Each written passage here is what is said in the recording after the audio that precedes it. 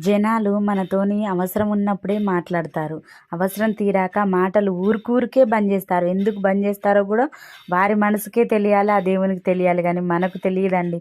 మా సర్కిల్‌లో జరిగిన ఒక విషయం మీతో షేర్ చేసుకుందామని ఈరోజు నేను మీ ముందుకొచ్చాను.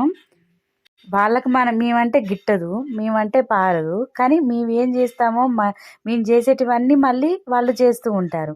మా ఆయనని వాళ్ళాయన ఫాలో అవుతాడు. నన్ను ఆమె ఫాలో అయితది. మా పాపను వాళ్ళ పాప ఫాలో అయితది. మొత్తం మా పనులన్నీ ఫాలో అయితారు. నేను ఈ విధంగా మా అమ్మతో చెప్పా. మేమంటే పడదు.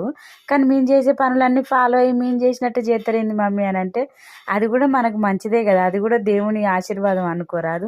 మనం అంటే పడకున్నా మనల్ని ఒక ఫాలో అవుతుర్రంటే మనకంత రేంజ్ ఉందని మనం అనుకోవాలి. మన వల్ల ఒకళ్ళు బాగుపడుతుర్రు, ఒకరు మంచి జరుగుతుంది ఒకళ్ళకి అనంటే అది మనకు మంచే గదా! అని మా మమ్మీ చెప్పింది. దాన్ని పాజిటివ్‌గా తీసుకో. నెగెటివ్ ఎందుకు నిన్ను ఫాలో అవుతుర్రు అని ఒకటే అనుకుంటున్నావెందుకు అని మా మమ్మీ చెప్పింది. మీ జీవితంలో గూడా మిమ్మల్ని ఫాలో అయ్యేవాళ్ళు మీరంటే పడని వాళ్ళు ఎవరైనా ఉన్నారా? ఉంటే కామెంట్ చేయండి.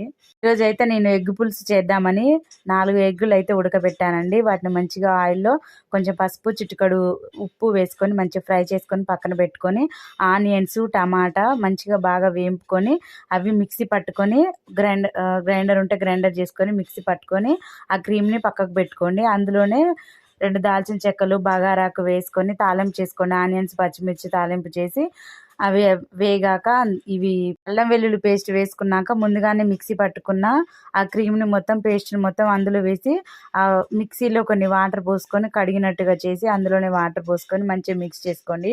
కొద్దిసేపు మగ్గనివ్వండి. మగ్గినాక అందులోనే చిటికెడంత పసుపు వేసుకోండి. మగ్గనివ్వండి. మగ్గినాక టేస్ట్‌కి సరిపడా కారము, సాల్ట్ వేసుకొని మొత్తం అంతా ఒకసారి మిక్స్ చేసుకోండి. మిక్స్ చేసుకొని మూత పెట్టుకోండి. మొత్తం అంతా కూడా మగ్గాక ఇందులోనే ముందుగానే మనం ఫ్రై చేసి పెట్టుకున్న ఎగ్స్‌ని వేసి బాగా మగ్గనివ్వండి. ఎగ్స్‌కి అంతా కూడా ఆ పులుసు అంతా పట్టాలి.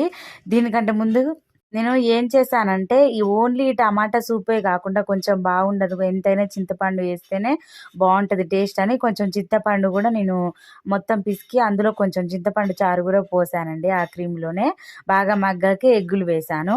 ఆ తర్వాత ఎగ్గులన్నీ మగ్గాక కొద్దిగంత కొత్తిమీర చల్లుకొని మసాలా వేసుకొని మగ్గాక తీసుకొని సర్వ్ చేసుకొని తినేయడమే. ఈ విధంగా నేను ఫస్ట్ టైం ట్రై చేస్తున్నానండి.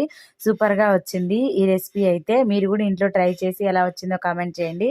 నా వీడియో నచ్చినట్టయితే లైక్ చేసి సబ్స్క్రైబ్ చేసుకొని కామెంట్ చేయండి. ప్లీజ్ లైక్ చేయండి. ఈ వీడియో ఇంకొంతమందికి షేర్ అవుతుంది. Thank you for watching.